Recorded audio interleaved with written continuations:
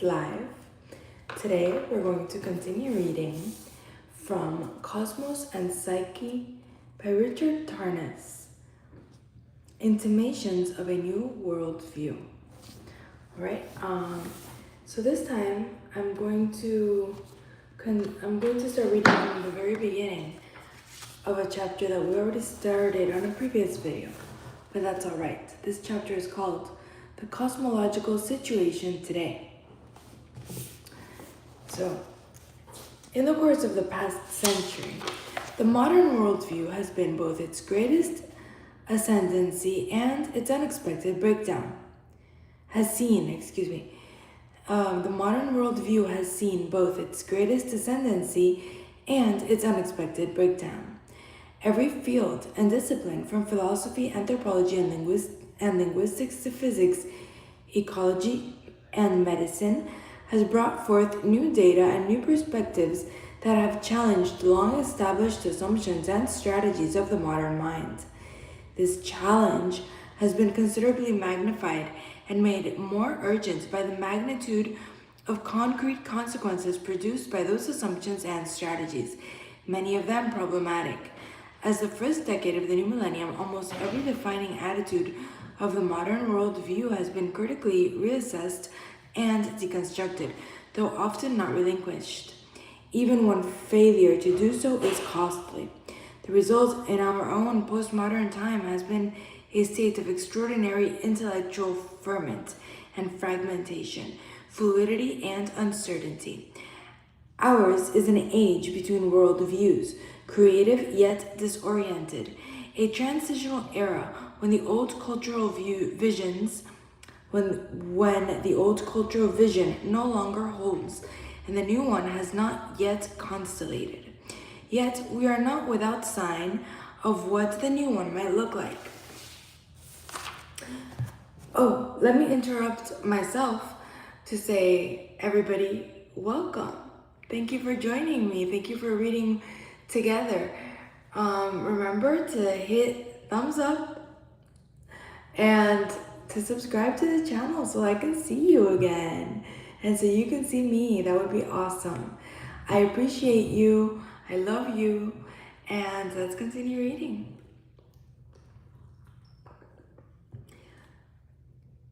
Recently, there have been emerging from the deconstructive flux of the postmodern mind the tentative outlines of a new understanding of reality, one very different from the conventional modern view. Impelled and by developments in many fields, this shift in intellectual vision has encompassed a wide range of ideas and principles, among which can be identified a few common themes. Perhaps the most conspicuous and pervasive of these can be summed up as a deeper appreciation of both the multidimensional complexity of reality and the plurality of perspectives necessary to approach it. Closely related to this new appreciation as both cause and effect is a critical reappraisal of the epistemological limits and pragmatic consequences of the conventional scientific approach to knowledge. This reappraisal includes a more acute sensitivity to the ways in which subject and object are mutually implicated in the act of knowing, a revised understanding of the relationship of whole and part in all phenomena, a new grasp of complex interdependence and subtle order in living things, and an acknowledgement of the inadequacy of reductionist, mechanistic, and objectivized concepts of nature. Other major characteristics of this emerging intellectual vision include a deeper understanding of the pivotal role of the imagination in mediating all human experience and knowledge, an increased awareness of the depth, power, and complexity of the unconscious, and a more sophisticated analysis of the nature of symbolic, metaphoric, and archetypal meaning in human life. Behind many of these themes can be seen a rejection of all literalistic and univocal interpretations of reality, of the tendency, as Robert Bellah has put it, to identify one concept of reality with reality itself. Equally fundamental to this shift is a growing recognition of the need for and desirability of a radical opening of the mainstream Western intellectual and cultural tradition to the rich multiplicity of other traditions and perspectives that have evolved both with the West and in other cultures.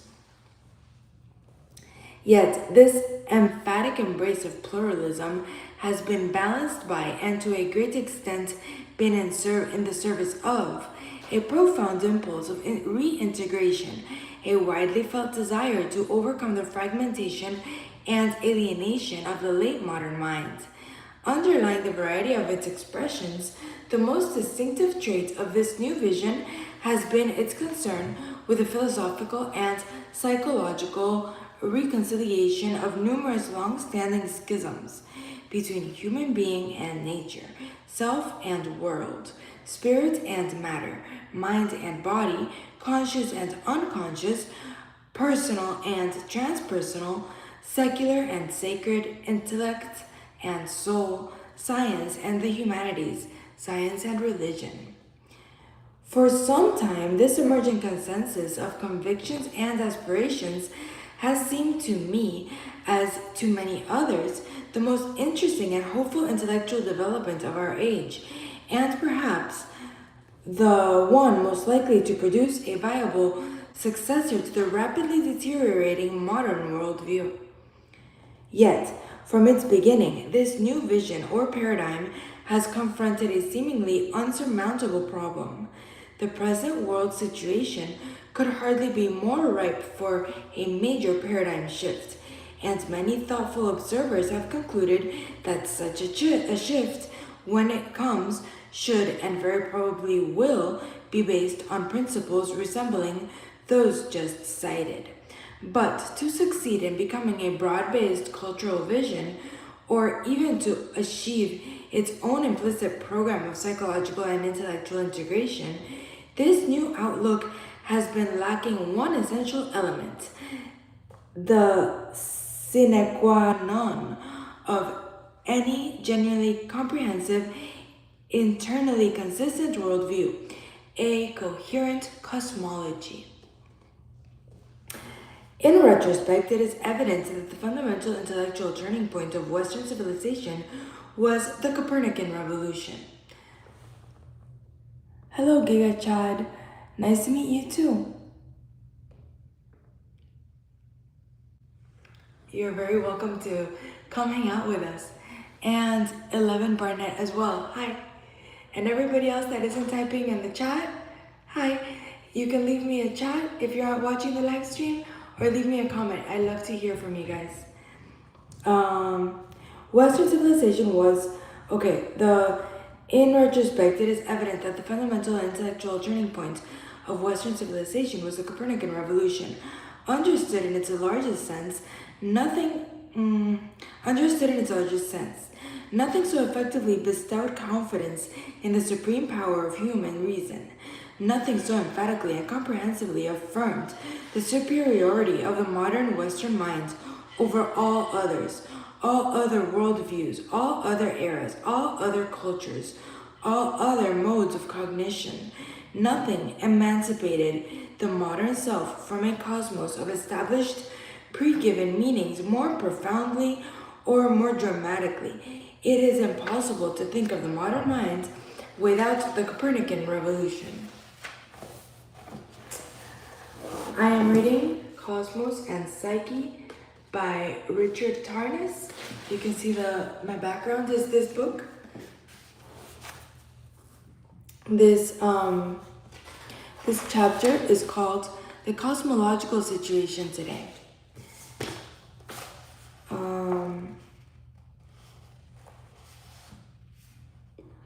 Where did I leave off?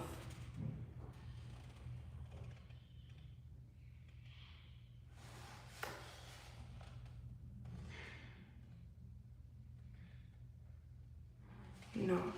Yet the luminosity of that great revolution has cast an extraordinary shadow. The radical displacement of the earth and humanity from an absolute cosmic center, the stunning transference of the apparent cosmic order from the observed to the observer, and the eventual pervasive disenchantment of the material universe were all paradigmatic for the modern mind, and these have come to epitomize humankind's underlying sense of disorientation and alienation. With the heavens no longer a separate divine realm, and with the earth no longer embedded in a circumscribed celestial order of planetary spheres and powers, humanity was simultaneously liberated from and thrust out of the ancient medieval cosmic womb. The essential nature of reality underwent an immense shift from the Western mind, which now engaged a world possessed of entirely new dimensions, structure, and existential implications.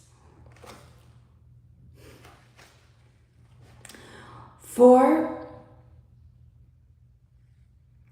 all the exalted numinosity of the Copernican birth, the new universe that eventually emerged into the light of common day was a spiritually empty vastness, impersonal, neutral, indifferent to human concerns, governed by random processes devoid of purpose or meaning. At a deep level, human consciousness was thereby radically estranged and decentered. It no longer experienced itself as an essential expression and focus of an intrinsically meaningful universe. Before the Copernican Revolution, wrote Bertrand Russell, it was natural to suppose that God's purpose was especially concerned with the earth. But now, this has become an unplausible hypothesis. Mankind must instead be regarded as a curious accident.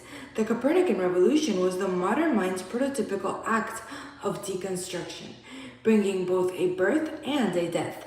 It was the primordial cataclysm of the modern age, a stupendous event which destroyed the entire world and constituted a new one. Not only the subsequent evolution of modern cosmology from Newton and Laplace to Einstein and Hubble, but virtually the entire modern intellectual trajectory has sustained and magnified the primary Copernican insight. Descartes, Locke, Hume, Kant, Schopenhauer, Darwin, Marx, Nietzsche, Weber, Freud, Wittgenstein, Russell, Heidegger, Sartre, Camus. From 17th century rationalism and empiricism to 20th century existentialism and astrophysics, human consciousness has found itself progressively emancipated, yet also progressively relativized, unrooted, inwardly isolated from the spiritually opaque world it seeks to comprehend. The soul knows no home in the modern cosmos. The status of the human being in its cosmic setting is fundamentally problematic, solitary, accidental, ephemeral, inexplicable.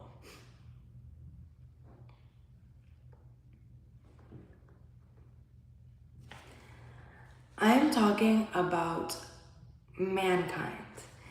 This book, Cosmos and Psyche, talks about how humans understand the world. So we're talking about history, about philosophy, about science, about the stars and the planets, so everything.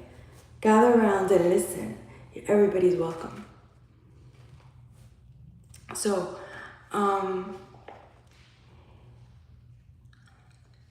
the status of the human being in its cosmic setting is fundamentally problematic, solitary, accidental, ephemeral, inexplicable. The proud uniqueness and autonomy of man have come at a high price. He is an insignificant speck cast adrift in a vast, purposeless cosmos, a stranger in a strange land. Self-reflective human consciousness finds no foundation for itself in the empirical world. Inner and outer psyche and cosmos are radically discontinuous, mutually incoherent. As Steven Weinberg famously summarized modern cosmology, the more the universe seems comprehensible, the more it also seems pointless. With the encompassing cosmos indifferent to human meaning, with all significance derived ultimately from the decentered and accidental human subject, a meaningful world can never be more than a courageous human projection. Thus, did the Copernican revolution establish the essential matrix for the modern worldview in all its disenchanting ramifications.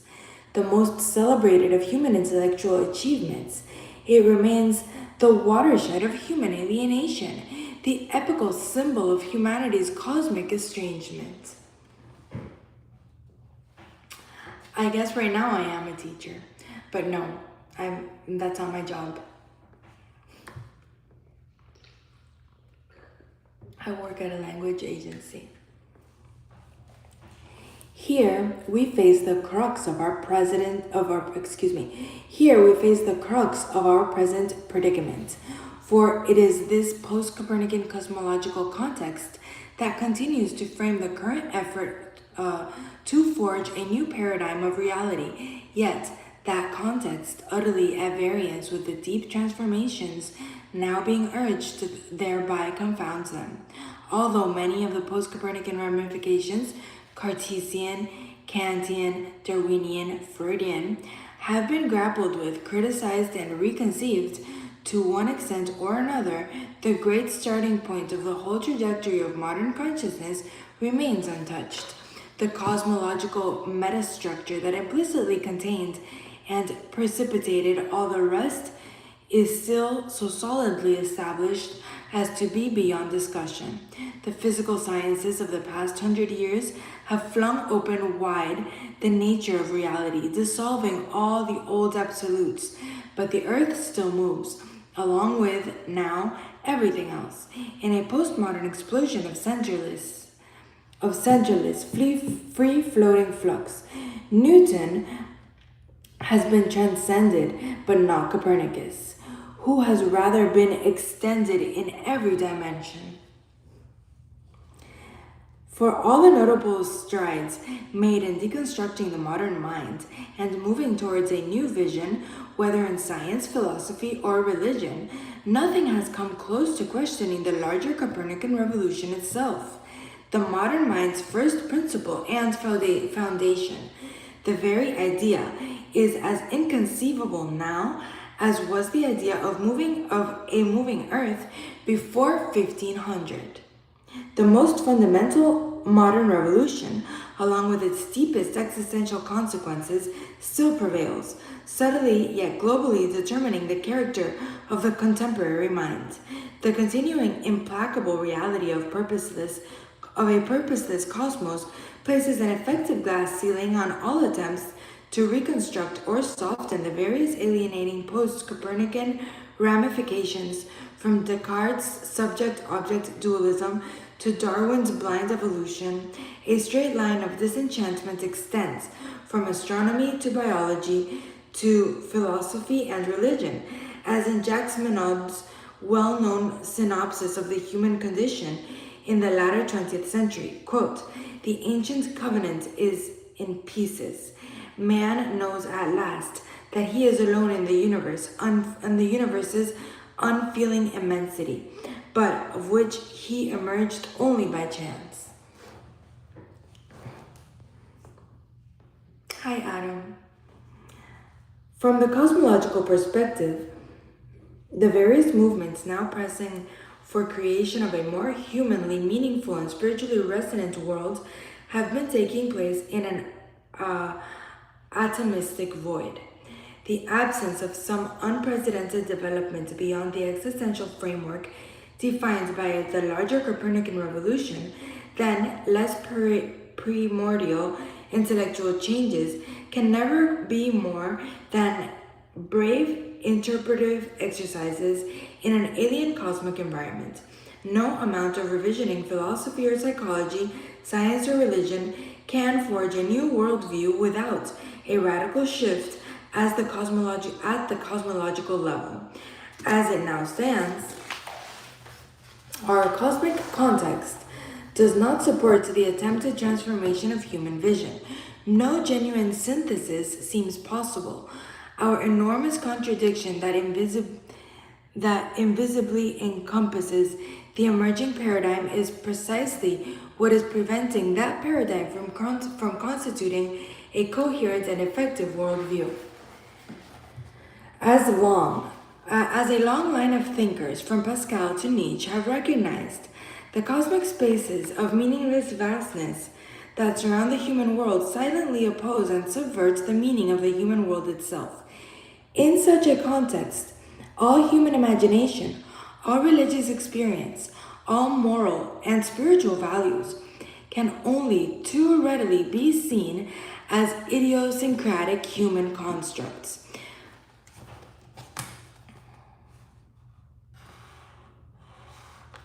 Despite the many profound and indispensable changes that have taken place in the contemporary Western mind, the larger cosmological situation continues to sustain and enforce the basic double bind of modern consciousness. Our deepest spiritual and psychological aspirations are fundamentally incoherent with the very nature of the cosmos as revealed by the modern mind. Not only are we not at the center of the cosmos, wrote Primo Levi, but we are alien to it. We are a singularity. The universe is strange to us. We are strange in the universe. Unquote. The distinctive pathos and paradox of the cosmological situation reflects a deep historical schism within modern culture and the modern sensibility. For the modern experience of a radical division between inner and outer of a subjective, personal, and purposeful consciousness that is incongruously embedded in and evolved from an objective universe that is unconscious, impersonal, and purposeless is precisely represented in the cultural polarity and tension in our history between Romanticism and the Enlightenment. On the one side of this divide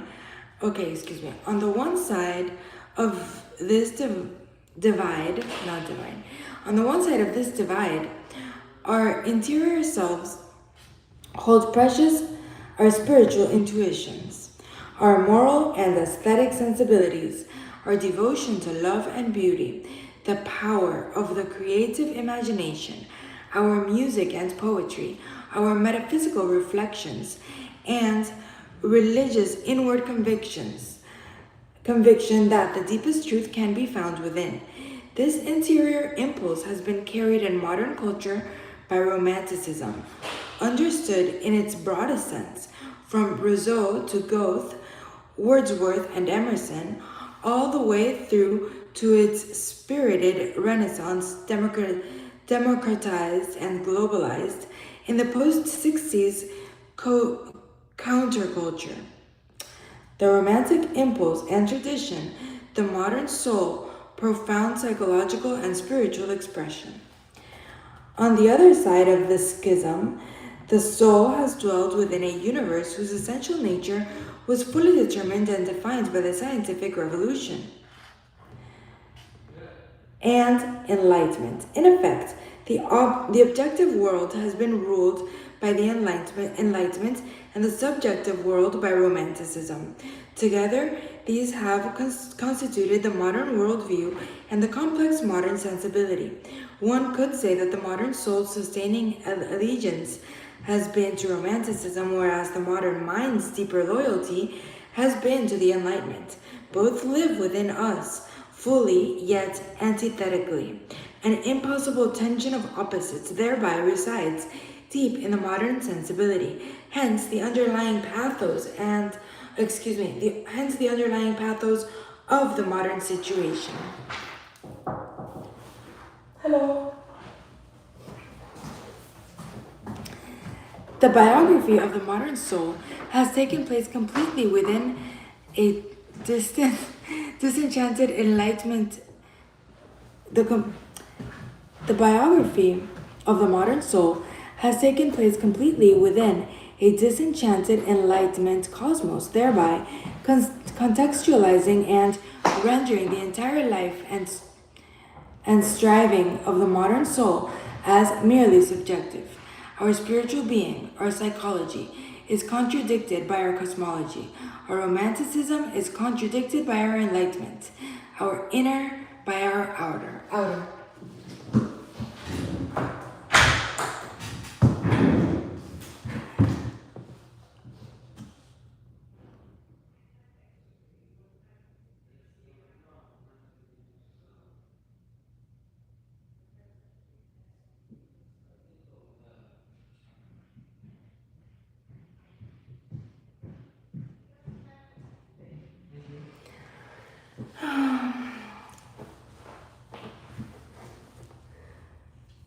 Here we go. Behind the Enlightenment Romanticism division in high culture, mirrored in the academic world by the two cultures of science and the humanities, looms the deeper and more ancient cultural schism between science and religion.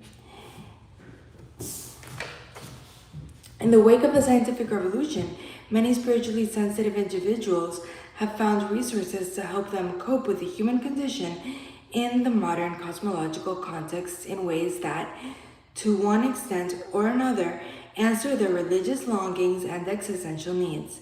Paradoxically, it seems to be this very context, with its absolute erasure of all inherited orders of pre-given cosmic meaning, that has helped make possible in our time an unprecedented freedom, diversity, and authenticity of religious responses to the human condition.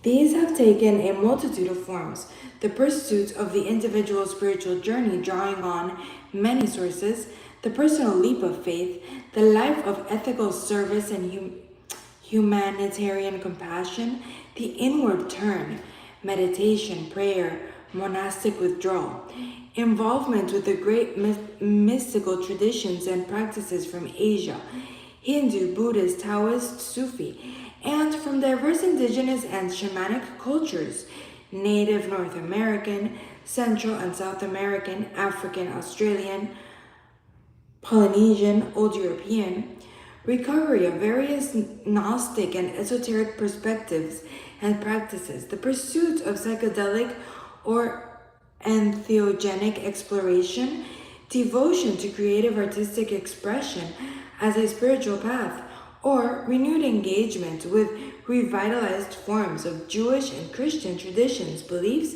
and practices.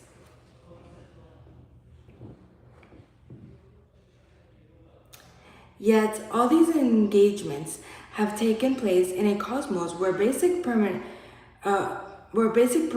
have been defined by the determinedly non-spiritual epistemology and ontology of modern science. Because of science's sovereignty over the external aspect of the modern world view, these noble spiritual journeys are pursued in a universe whose essential nature is recognized, whether consciously or subconsciously, to be supremely identified by those very quests. These many spiritual paths can and do provide profound meaning, solace, and support, but they have not resolved the fundamental schism of the modern worldview. They cannot heal the deep division latent in every modern psyche. The very nature of the objective universe turns any spiritual faith and ideals into courageous acts of subjectivity, constantly vulnerable to intellectual negation.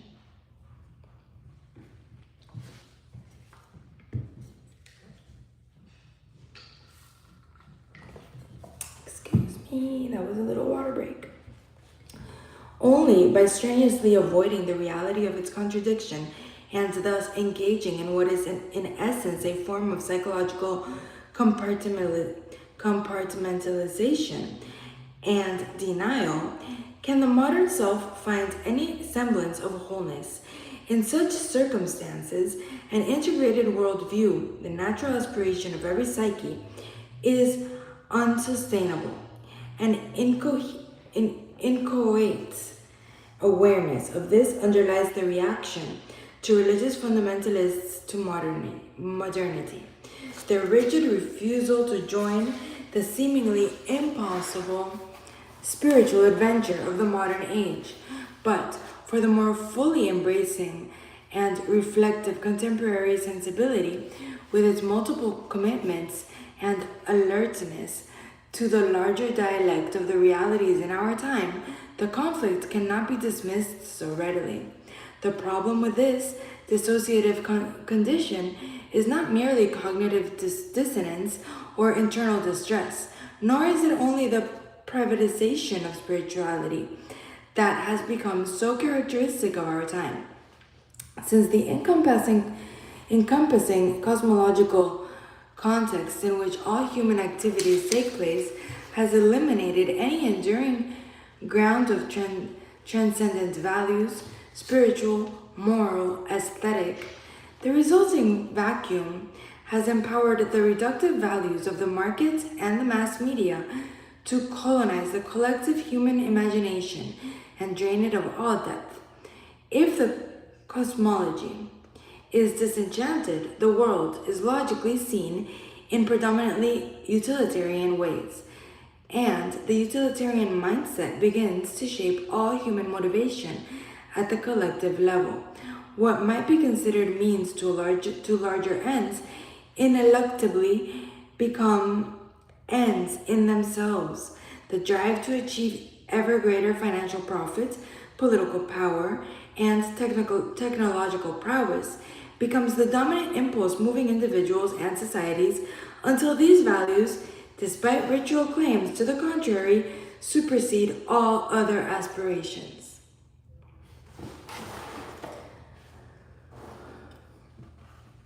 The disenchanted cosmos impoverishes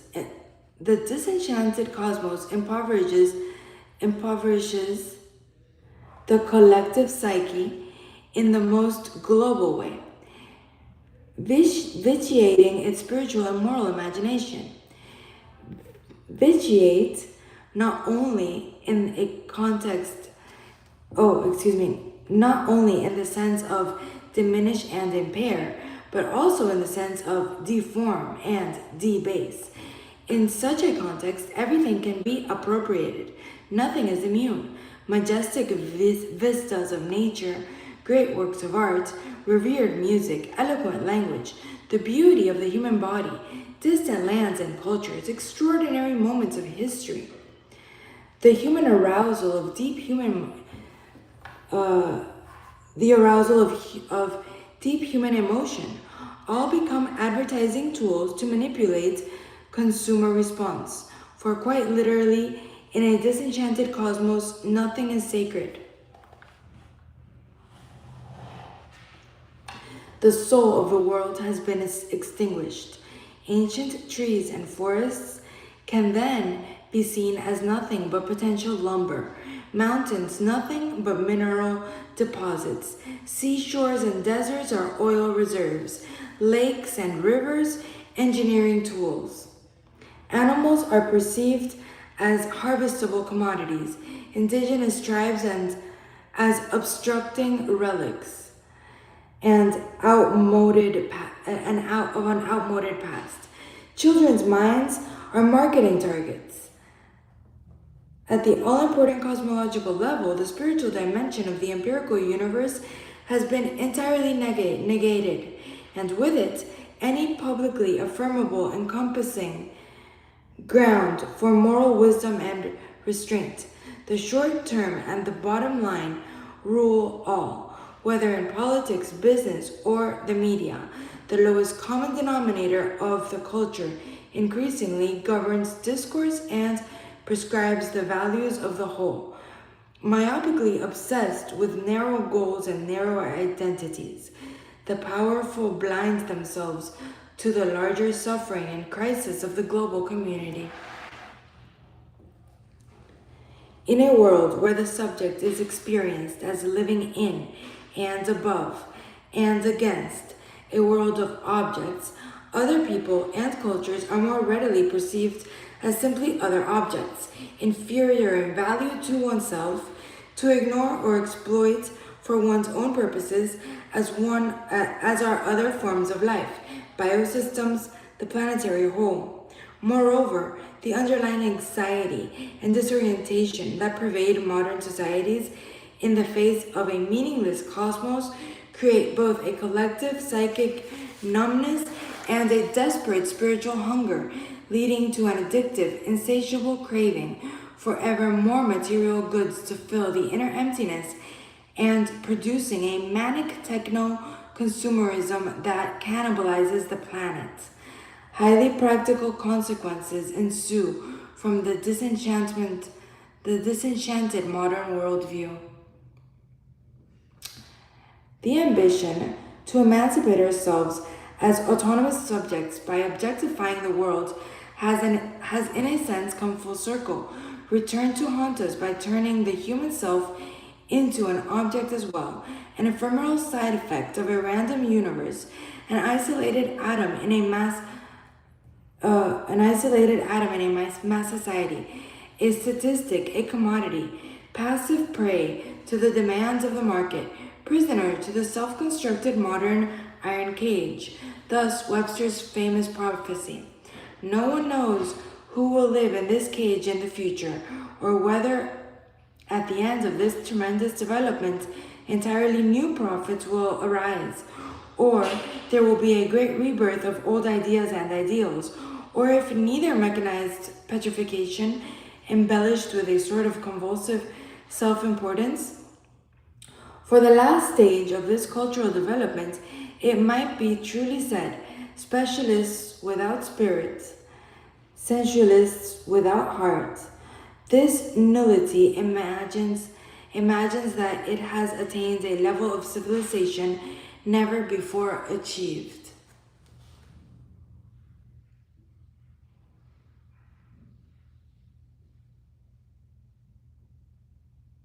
These are not heavy earrings. They're really light, actually. But I'm not reading the Bible.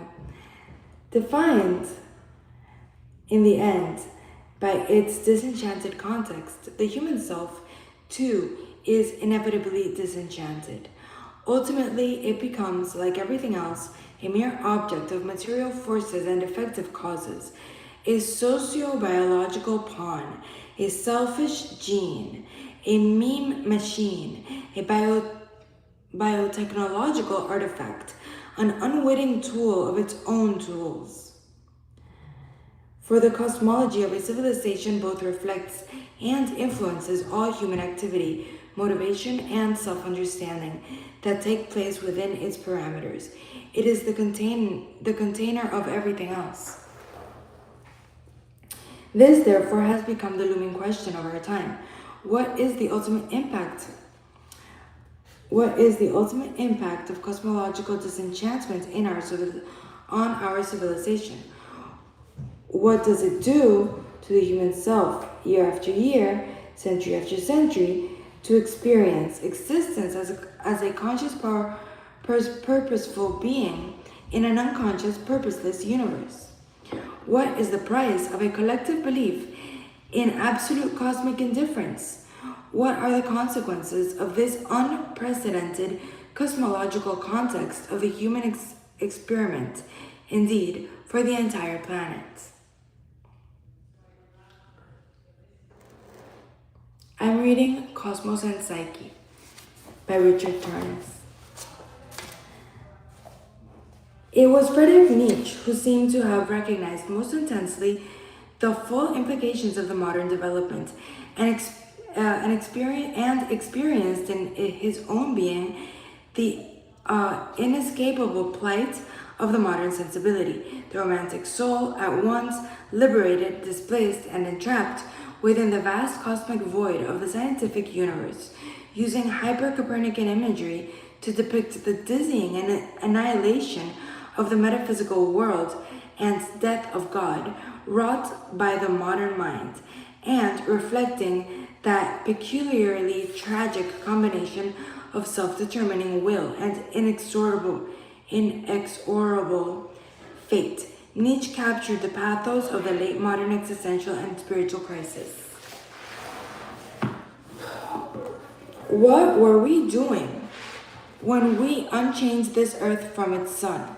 Whither it is moving now, whither we are moving, away from all suns, are we not plunging continually, backward, sideward, forward, in all directions? Is there still any up or down? Are we not straying as though as through an infinite nothing? Do we not feel the breath of empty space? Has it not become colder? Is not night continually closing in on us?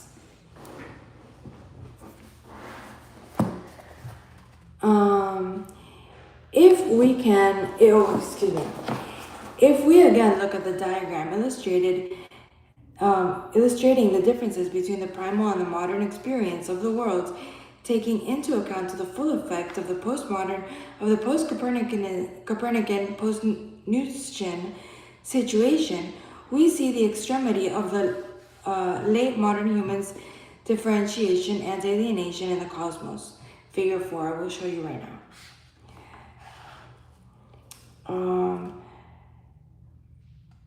The source of all meaning and purpose in the universe has become at once infinitesimally small and utterly peripheral. The lonely island of human meaning is now so incongruent, so accidental, so ephemeral, so fundamentally estranged from its vast surrounding matrix as to have become, in many senses, insupportable. See the diagram right here, where it shows us the primal worldview, where the self is not really separated from the world, and the modern worldview, where the world is right here and the self is very small and very separated. Yet, it is perhaps the very starkness and self-contradictory absurdity of this situation that suggests the possibility of another perspective.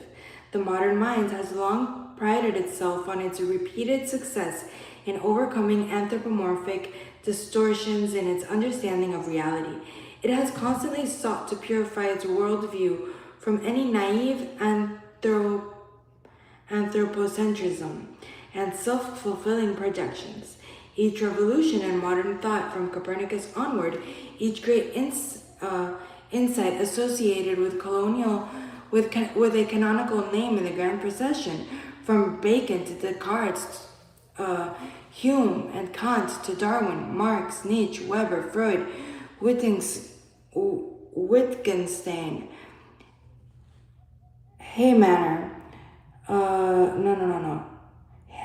Heidegger, Kahn, and the entire postmodern turn has brought forth in its own manner another essential revelation of an unconscious bias that had until then blinded the human mind in its attempts to understand the world. The gist and consequence of this long, incomparably intricate modern and postmodern epistemological development has been to compel us with ever-increasing acuity to recognize how our most fundamental assumptions and principles, so long taken for granted as to fully escape our notice, imperceptibly bring into being the very world we consider inarguably objective.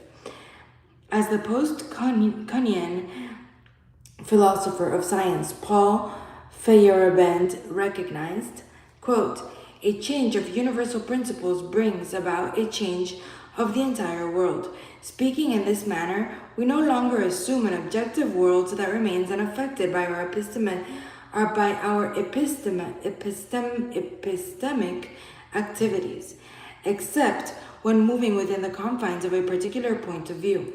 We concede that our solid piece of cosmological furniture, they may make gods disappear and replace them by heaps of atoms in empty space."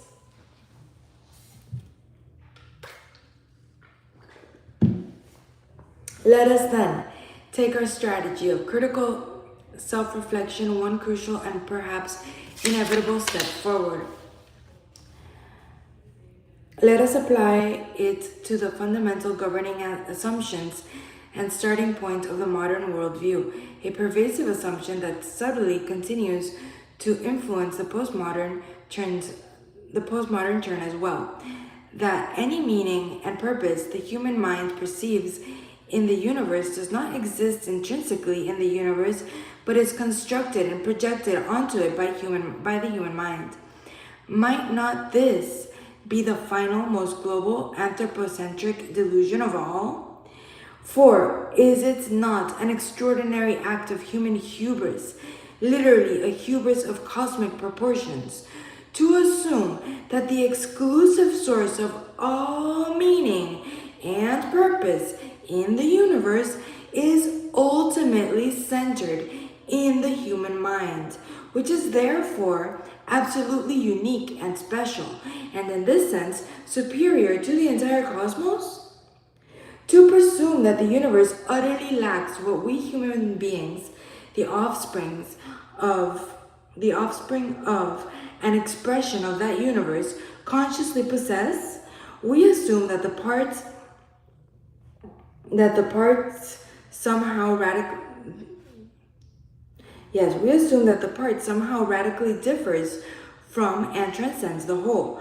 To base our entire worldview on the priori principle that whenever human beings perceive any patterns of psychological or spiritual significance in the non-human world, any signs of interiority and mind, any suggestion of powerfully coherent order and intelligible meaning, these must be understood as no more than human constructions and projections, as ultimately rooted in the human mind and never in the world?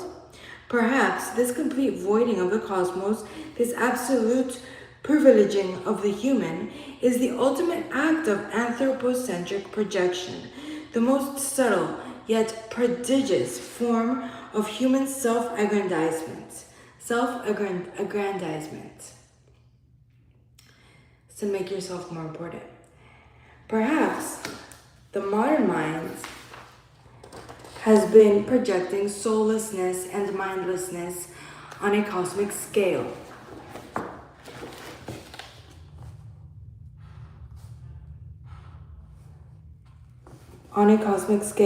Systematically filtering and eliciting all data according to its self-elevating assumptions. And the very moment we believed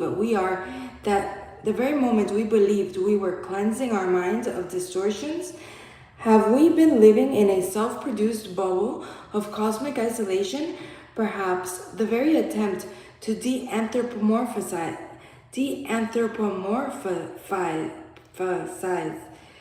reality in such an absolute and simplistic manner is itself a supremely anthropocentric act. I believe that this criticism of the hidden anthropocentrism permeating the modern world view cannot be successfully countered. And I agree. Only the blinders of our paradigm, as is always the case, have prevented us from recognizing the profound implausibility of its most basic underlying assumption.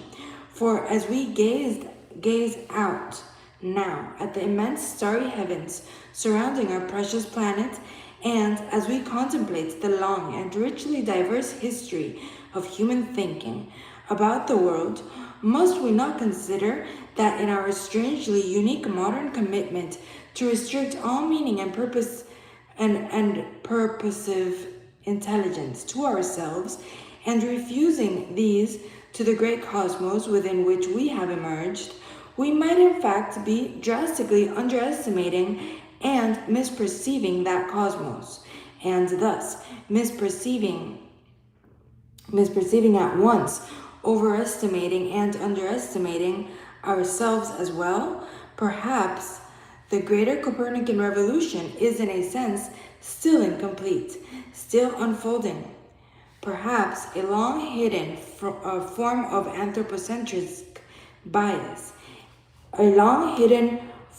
anthropocentric bias, increasingly destructive in its consequences, can now at least be recognized, thus opening up the possibility of a richer, more complex, more authentic relationship between the human being and the cosmos.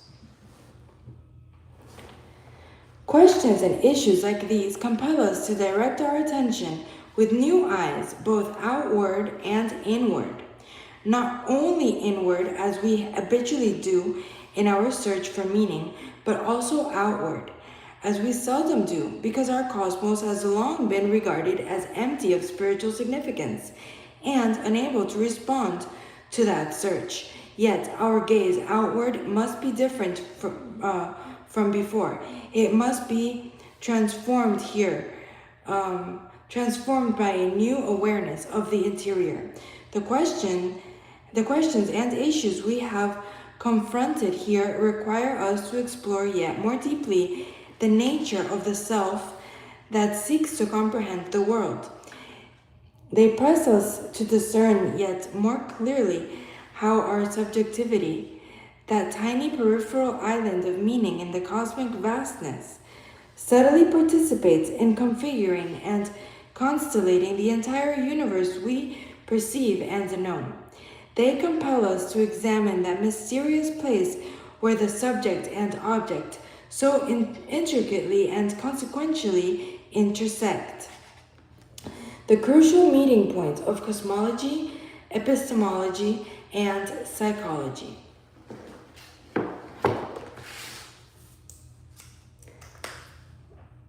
And I know it's Friday, and I may not be able to read this weekend. I know I didn't read very often this week, but